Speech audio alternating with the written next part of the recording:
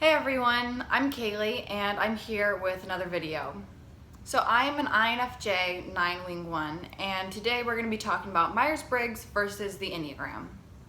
So I'm going to make this video with the assumption that you already are aware of what Myers-Briggs is and you already know about that. My experience with Myers-Briggs and the Enneagram has been a very long one, and when I started learning about personalities, I started with Myers-Briggs.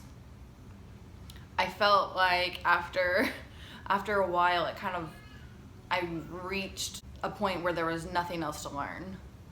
I feel like it kind of lost its depth, and it was fun to type people and for people to try to type me and type TV show characters, but that's kind of part of why I am focusing more on Enneagram than I am on Myers-Briggs now, is because it's easy to type people with Myers-Briggs. It's kind of easy to see what someone's personality type is with Myers-Briggs.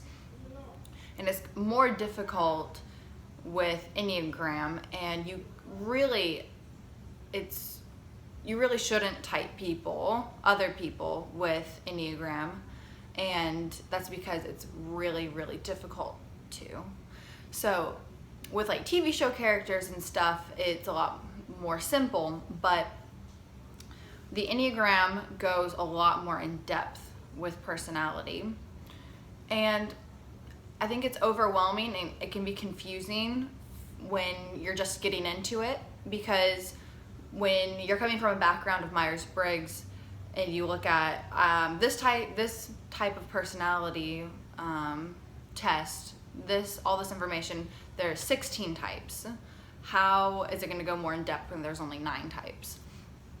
Well, Myers-Briggs uses introvert and extrovert, sensing and intuition, feeling and thinking, and judging and perceiving. Enneagram uses, they don't have any introvert or extroverts, although people can be introverted or extrovert while still obviously having a personality, because everyone has a personality. Just figure out what box you're in and then be able to get out of it, you know. With the Enneagram, there is withdrawn, assertive, and compliant types. There's also 3 other groups, and it's the head, the heart, and the hands, I like to think. It's the doing type, the action-centered, the fear type, the thinking type, and separated from that is the feeling type. So another thing Enneagram does is it digs into a core sin, a core passion. And the doing types, all their sin is focused around anger. The feeling types, all their sin is focused around shame. And the thinking types, all their sin is focused around fear. So it's really separated into lots and lots of different groups. Another thing is Enneagram uses wings. And when I was first learning about this, I was really confused. Like, what is the difference between a 2-1 and a 2-3? Well, the Enneagram is mapped out as a circle, and it's kind of confusing when you're learning about it because Myers-Briggs, it's just 4 letters in different combinations. But with Enneagram, it's a circle, and the number, think of it like a clock, kind of. So the number can draw strength and energy and traits look similar to other types that are next to it. So the 2 is next to a 1 and a 3. It can either be a dominant wing 1 or a dominant wing 3. Another thing is the Enneagram, every number has a type that it looks like and can draw strength from and energy from in health and in weakness. So talking about that type 2 again, a type 2 can be with a 1 wing or a 3 wing, and then in stress it can look like a type 8 that's in a completely different group. And in health, it can look like a type 4. Another, it's in the same group, it's in the feeling group as well, but it's different. So a 2 is a compliant type, and a 4 is a withdrawn type.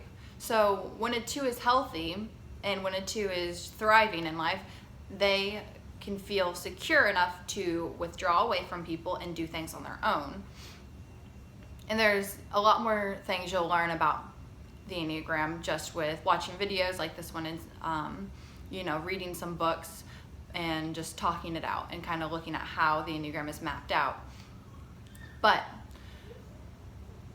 the thing about Myers-Briggs is it's more steady, and I think you could even say more stagnant. So if someone is an ISTP, they're always an ISTP. On their good days, on their bad days, they're an ISTP. And when someone in the Enneagram is we'll use the 2 again as the example, when someone is a 2, they are always a 2, and that is true. They will always be that type, but they can be at various levels of health. So they can be a 2, but functioning similarly to a 4, or functioning similarly to an 8. Another thing with Enneagram that another layer to it is there are 3 subtypes in every type. So you have a social subtype, a self-preservation subtype, and a sexual subtype. And it's just how you connect with people. That's what the subtypes kind of determine, is how you like to connect with people.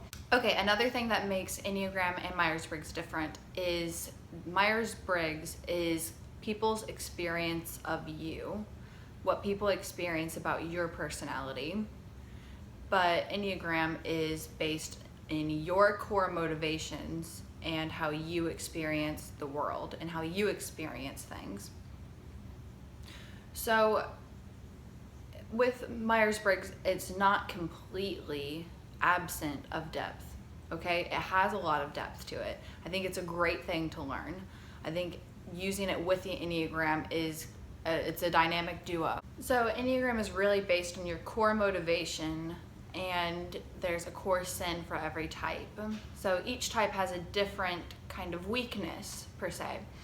And there's something with Enneagram, there is a direction given of once you learn the Enneagram and you learn about your personality type, you know what to do next, or you know what you need to work on next.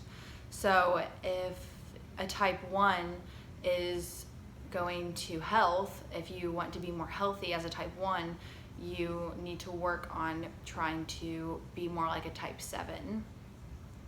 And there's this pattern, there's this guide. So you are a ENFP, but what do you need to work on now? What does that mean? Well, what does it mean? What do you do with that information?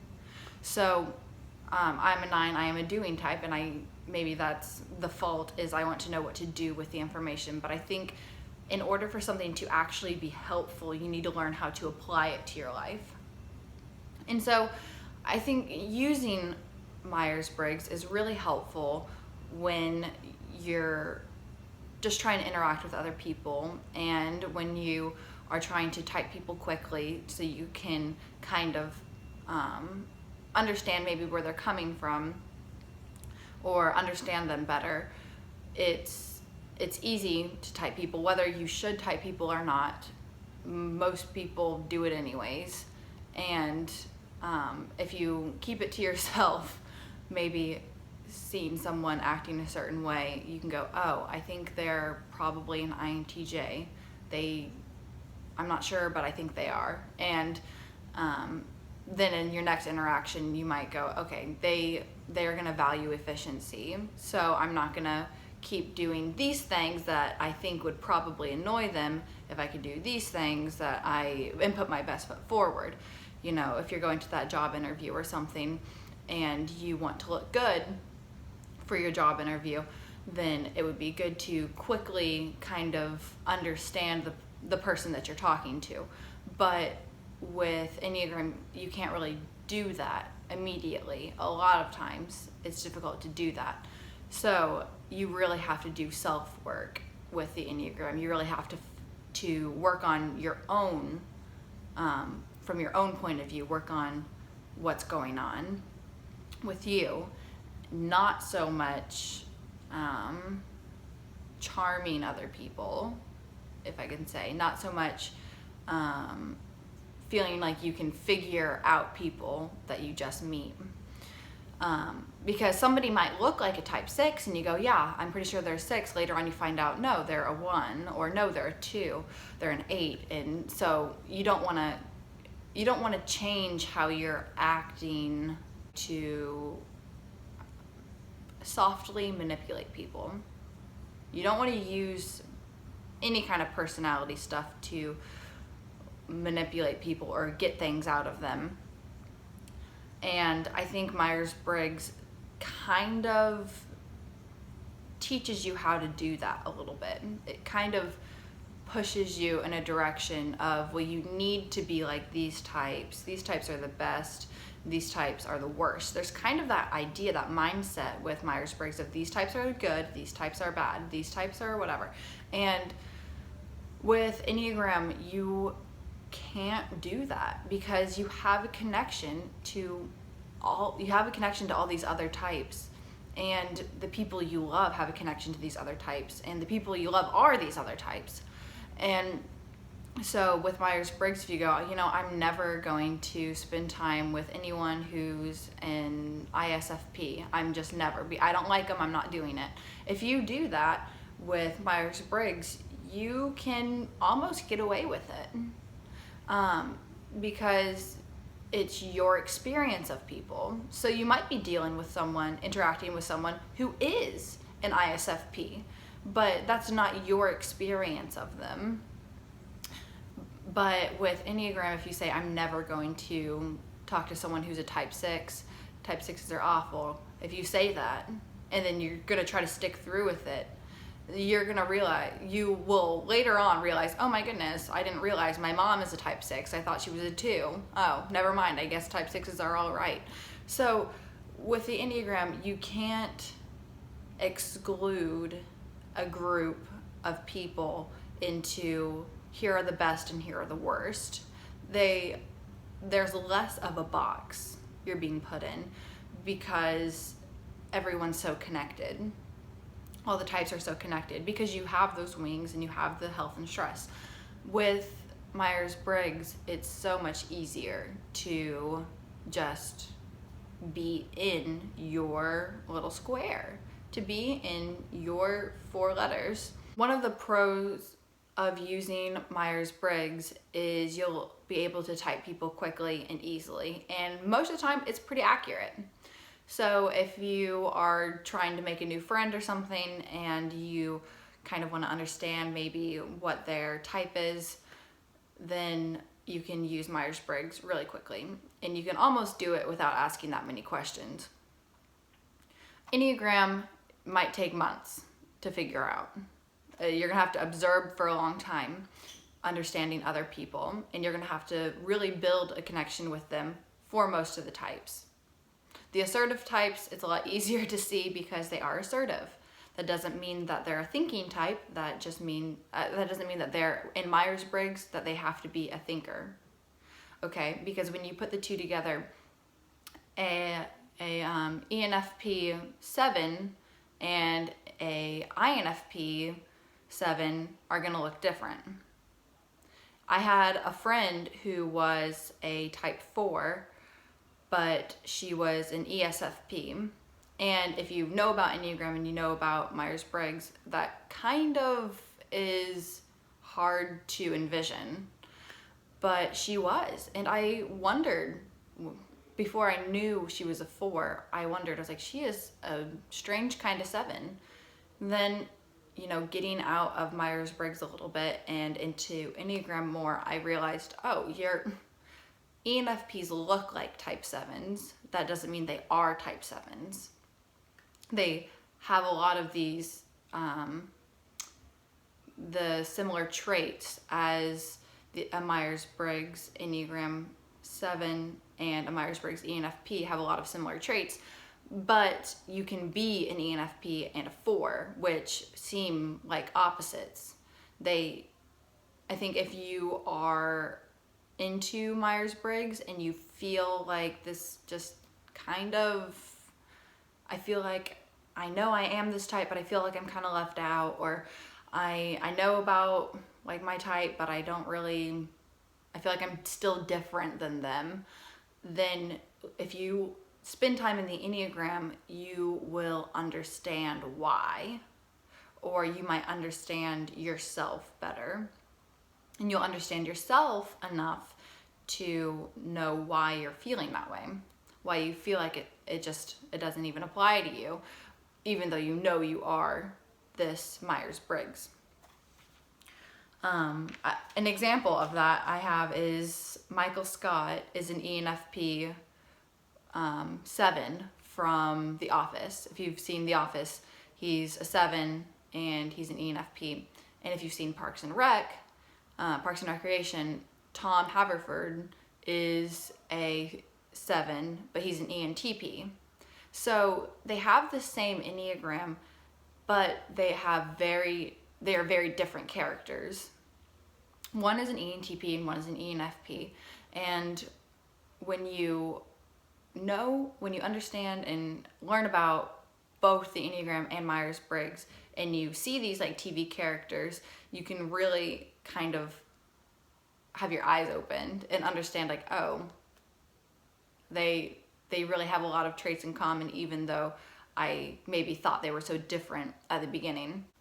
Myers-Briggs and Enneagram, I think, work the best when you use them together. They are very helpful, and they can help you understand the world around you and the world within you. When you're feeling lost, kind of, with the Enneagram, it's good to watch some videos about it, read some books about it. And when you're feeling lost about Myers-Briggs, it's good to, read up on it. Try to understand it a little bit better. Try to understand yourself a little bit better. Give yourself that time of day. It will change your life.